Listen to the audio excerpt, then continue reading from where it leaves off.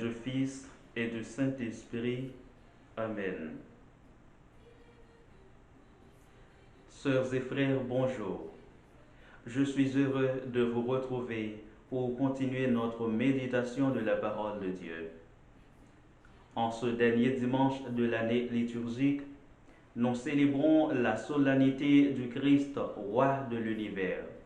Et je me permets d'introduire mes propos en rappelant l'origine et la finalité de cette fête.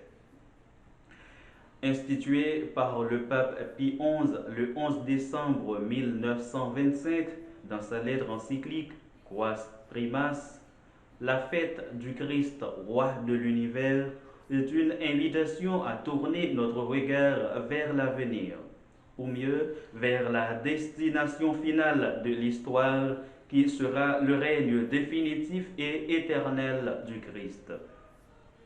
En effet, après la Première Guerre mondiale, 1914-1918, le monde a connu une montée vertigineuse de l'athéisme et de la sécularisation. On était soi-disant dans une période de paix, mais c'était plutôt une période de guerre froide marquée par des conflits mondiaux. Le Saint-Père, au nom de l'Église universelle, se dit troublé par cette situation alarmante et désastreuse et se voit dans l'obligation de se prononcer sur les rapports existants entre le règne éternel du Christ et le gouvernement temporel des États. La finalité de cette fête consiste à mettre en lumière la puissance, la principauté, la souveraineté et la domination de Jésus-Christ sur la création tout entière, ce qui implique que toutes les nations doivent obéir aux lois du Christ qui procure la paix dans les cœurs, sur la terre et jusqu'au ciel. Sachant que c'est dans l'humilité, la simplicité et le service que se manifeste l'autorité suprême de Jésus-Christ, et c'est ainsi qu'il est le modèle par excellence de tous ceux qui détiennent une autorité sur la terre. Lui, le Tout-Puissant, se fait tout petit afin de rejoindre les plus petits de l'histoire. Il nous enseigne en même temps que le pouvoir ne doit jamais être un moyen de domination, d'oppression ou de réalisation personnelle ou sectorielle, mais un service à la nation. Voyons maintenant en quoi consistent les lois du Christ.